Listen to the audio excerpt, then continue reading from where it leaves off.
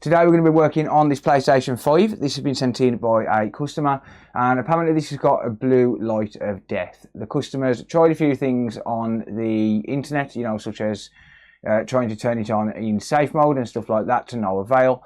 And so it's been sent over to me to attempt to repair it. So with that being said, my name's Hakko. I'm an electronics technician. I mainly work on games consoles, but I do work on other stuff as well. So if that's the sort of stuff you're into, be sure to get subscribed and turn on the bell notifications, and that way you don't miss any future videos. If you do want to organise a repair, you can get in touch with me at www.thecody.repair. You can send me a message and I'll do my best to give you a quote, or you can just book it in and send it over and I'll do my best to repair it. If you need parts and supplies for these, you can get those on my online store, consolefix.shop. I do sell genuine parts, not like the fake parts that I recently bought off AliExpress. Video dropping tonight, before this one, so yeah, there we go. Also, give me a follow over on TikTok. I am starting to post a little bit more over there now, just to try and push a few people from TikTok, from the brain dead content, over to the main channel, and you know, try and get more people interested in repairs and stuff like that. So give me a follow over there. Links will all be in the video description. So with that being said, let's get into today's video. But not before I tell you about today's sponsor. Today's video is sponsored by PCBWay. Whether you've got a simple project that requires a quick mod board, or you want to launch your own products to the world, PCBWay can help. With fantastic pricing on multi-layer PCBs, flex ribbons, 3D printing, and even laser cutting solutions, you're sure to find everything you'll need all in one place. Custom PCBs start from just $5 for a 1 to 2 layer board, with a fast 24-hour build time and free shipping on orders over $30. PCBWay also offer aluminium PCBs starting at just $120 per square metre. Check out what PCBWay have to offer by clicking on the top link in the video description or in the top pinned comment and get your project started today. Thanks again to PCBWay for sponsoring the channel. Now let's get back to the video. Alright, so let's just see if we can turn this on then. So it's plugged in.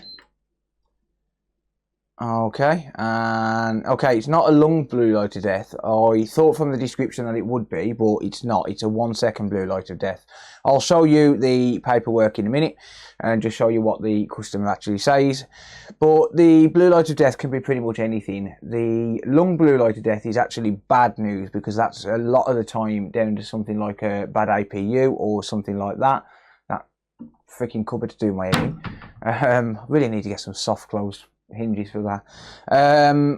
Yeah, so long blue light of death can be absolutely anything, but the short blue light of death, like this one has got, can normally be diagnosed. It's not always going to be fixable, but a lot of the time we can connect it up to UART and get you know, some information through that to tell us what's wrong with the console, and that'll help us to fix it.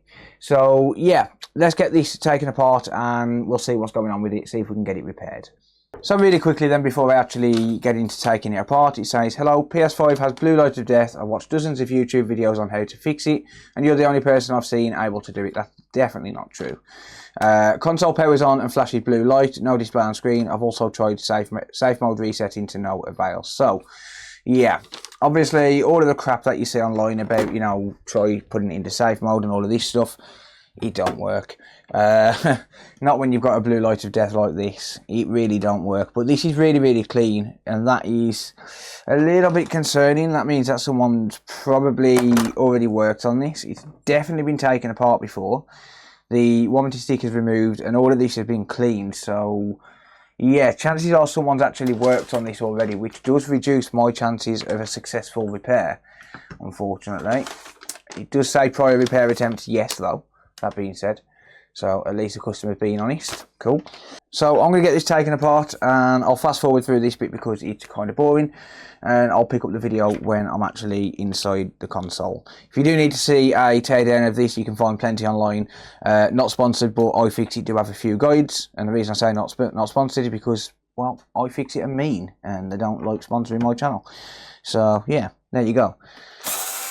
Anyway, I'll get this taken apart. Right, okay, so I'm just about inside the console here, but the problem we've got now, there's a stuck screw. So just down here, we've got a screw which has been, well, basically, oh god, oh no, oh no. Oh, they've put the heatsink on backwards. Why? So that's on backwards, and we've got a stuck screw here as well. Okay, I can actually lift the board up though, but there's a screw stuck here. So that's not good. This is not off to a great start, is it? Oh dear. Yeah, so the heatsink's on backwards. So if you look at the heatsink, I'll show you this in a second. But if you look at the heatsink, there's like a little nipple in the middle. Ha! I said nipple. I'm so immature. There's a little nipple there, anyway. And that goes on the bottom, like that. So it goes like that, not like that. Yeah. Anyway, not a great start, is it? But it doesn't look like anyone's connected to UART, so maybe someone's just taken it apart and serviced it. Maybe. But we've also got a screw which is stuck. Oh, wow. Well, yeah. Ugh. Okay. Well, pop. Good grief. What's going on? This has been dropped, hasn't it? This has been dropped. Well, we've got liquid metal splatters everywhere by the look of it.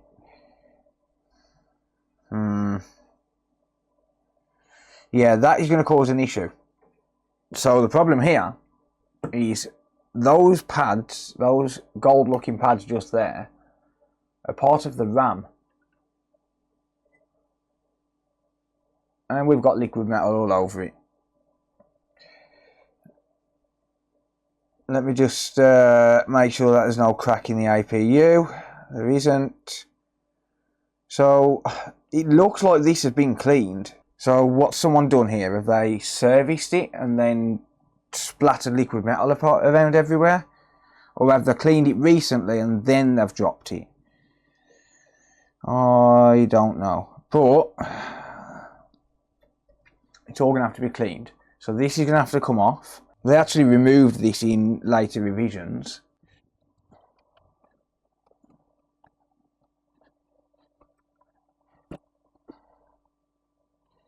Alright. So that's off.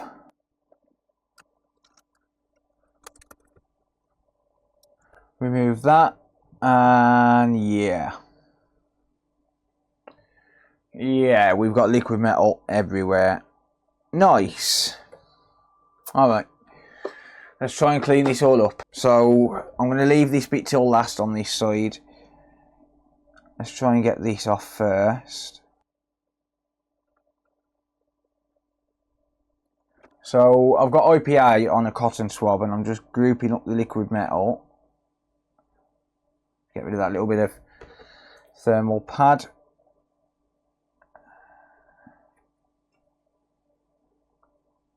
Drop that on there.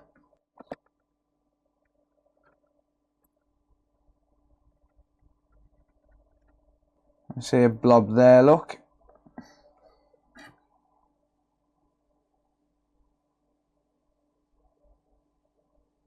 Get rid of that. I'm going to have to inspect everything closely.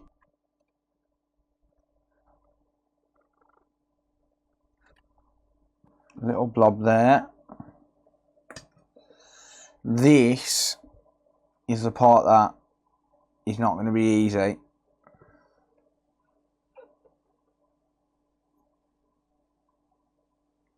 So the part that's right next to the APU, I need to make sure that doesn't go under the APU, because if it does, then well, we're kind of screwed. Some in this edge as well. Right, okay. I'm going to put the board on an angle. Yeah, that might have already gone under there. That's not good. If that goes under there, we're screwed. It won't be fixable because these APUs do not like heat. Yeah, there is a little bit under there. I think I got it. Yeah, so the APU does not like heat, and it's not easy to get the APU off without killing it. So if that actually goes under there and makes a contact with some of these pads, the chances of success are very, very slim. And to be able to clean it, you'd probably have to remove the APU, which is not an easy task. So what we need to do is try and get this liquid metal off here without it sliding underneath. The problem with that, well, it's liquid, isn't it? Oh dear. Yeah, that's bad. That's very bad. That is not going to come off, I don't think.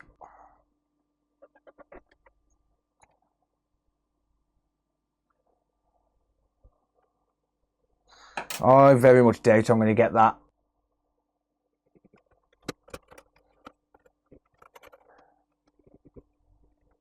I'm going to try a brush. So this might look like I can get something underneath it, but believe me, the gap is so minute.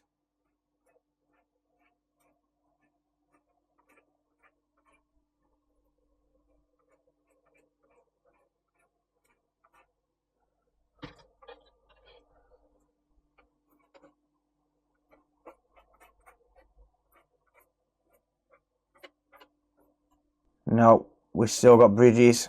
I can see them physically. Can you see that there? You probably can't. There you can. There's two balls which are bridged there because of liquid metal.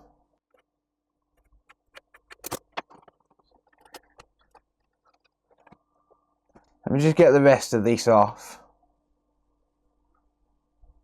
Okay, that came off.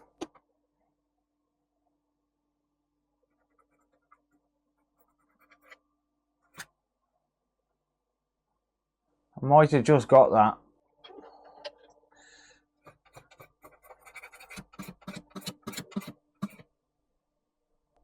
Nope, it's still bridged. It's still bridged.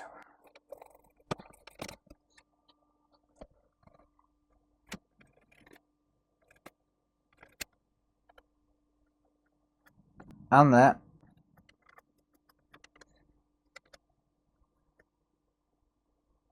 I don't know if that's going to be enough. I can't tell.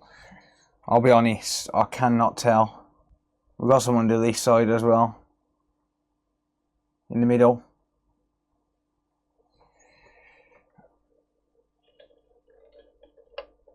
Well, in two spots, actually.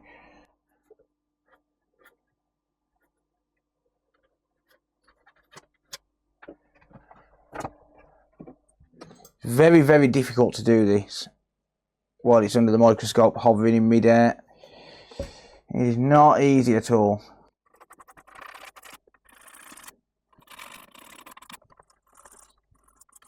Right, I don't know if that's actually got it or not. I'm going to try it and just see. I'm not going to hold my breath on this one. Right, let's not worry about replacing the liquid metal for now. Let's just... Well, I've got a screw that dropped in here, which I need to remove. Come on. There you go. So yeah, I'm not going to worry about the liquid metal for now, as in replacing it. I just want to see if it works, because I'm not going to waste liquid metal if it doesn't work, right? And this is the problem with liquid metal. It's just too unpredictable. It really is.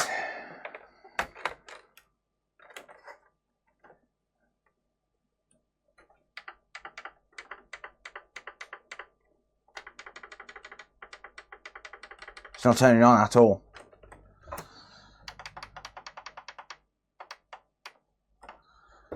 Yeah, it's not turning on at all. I think I'm going to have to try an ultrasonic.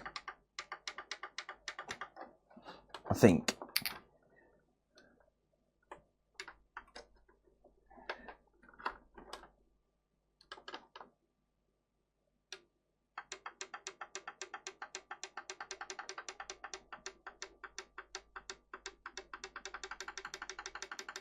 Yeah, it's not turning on at all.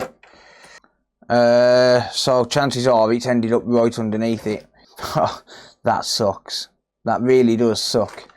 I'm just going to have a look at my boot sequence on the bench supply and just see what actually happens when I apply 12 volts to it.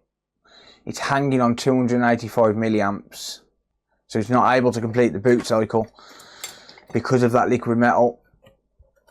I'm going to have to put this in the ultrasonic cleaner. So trying to get the liquid metal out has actually pushed it further in.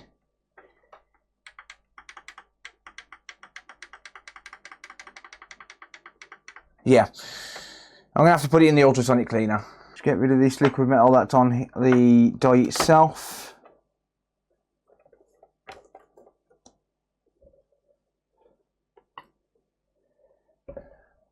Never put the ultrasonic cleaner in with liquid metal on the die. Simple reason being, it's going to fly everywhere. Yeah, okay. I'll get this in the ultrasonic and I'll take it from there.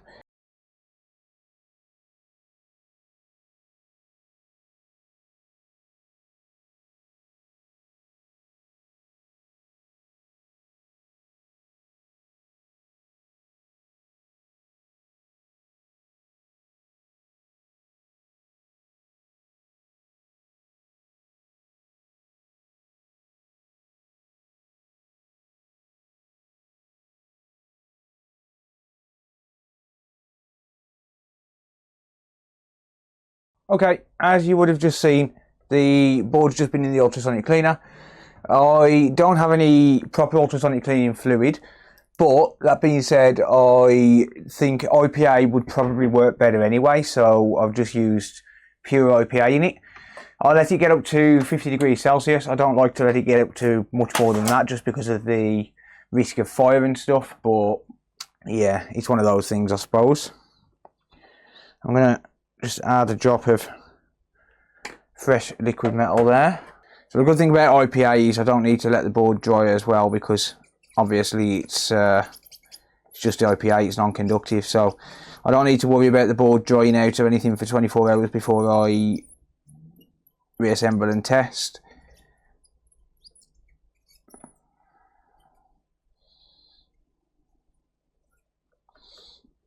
Okay, there we are. Fresh liquid metal. Clear all this out. So if this works afterwards, I'll lift this gasket off and clean the gasket and stuff, because there's a bunch of liquid metal spilt down there. So yeah, I'll clean it off if I need to, but for now it'll do just fine. Well, it would if the thing didn't fall off. It's actually got IPA on it still, so it needs to dry, but it's fine for now. No.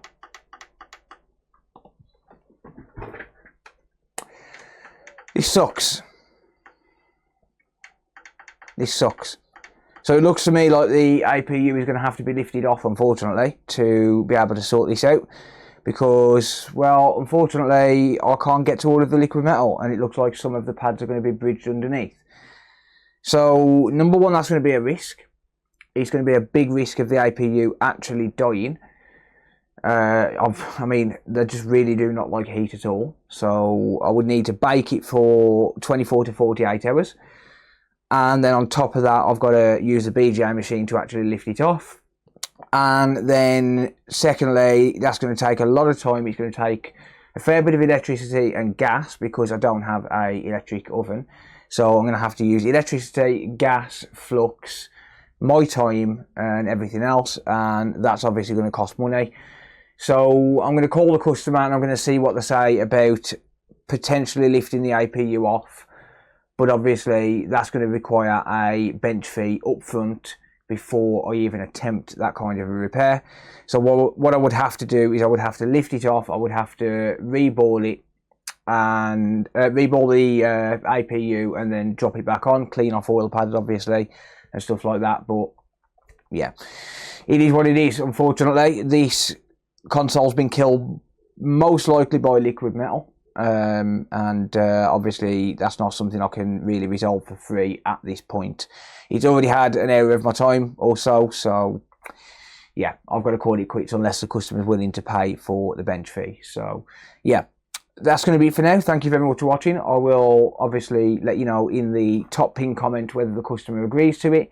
In fact, you know what? I'll call the customer now and I'll speak to him. I'm not going to do that in this video, but I will call the customer now just so as I can give some closure on the video. Your call has been full. Right, well, unfortunately, the customer's not answering. It is 3 PM, so he's probably at work.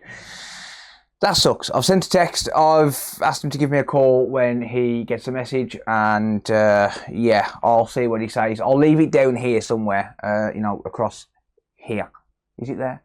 Yeah, somewhere there. I don't know. I'll leave it. I'll tell you what, I'll leave it there, right there. Right there, yeah, where my finger is. I'll see what the customer says. I'll see if he wants to go ahead with the repair, and if he does, then I'll do it in another video. But it's not something that I'm going to be able to do for free, unfortunately, because, like I said, it takes time, it takes money, it takes well, it takes time, it takes a lot of flux, it takes solder balls, it takes electricity, and then I've got to pre-bake the board. So I would have to spend money on that as well. The reason this isn't turning on right now is because obviously trying to get that liquid metal out has pushed it down even further. That's unfortunately one of the risks that we have to take in trying to get the liquid metal out. A lot of the time it is successful and you can get the liquid metal out, but on this occasion that's not the case, unfortunately. So it is what it is. It's not. I've got a text. No, that's my kid's school.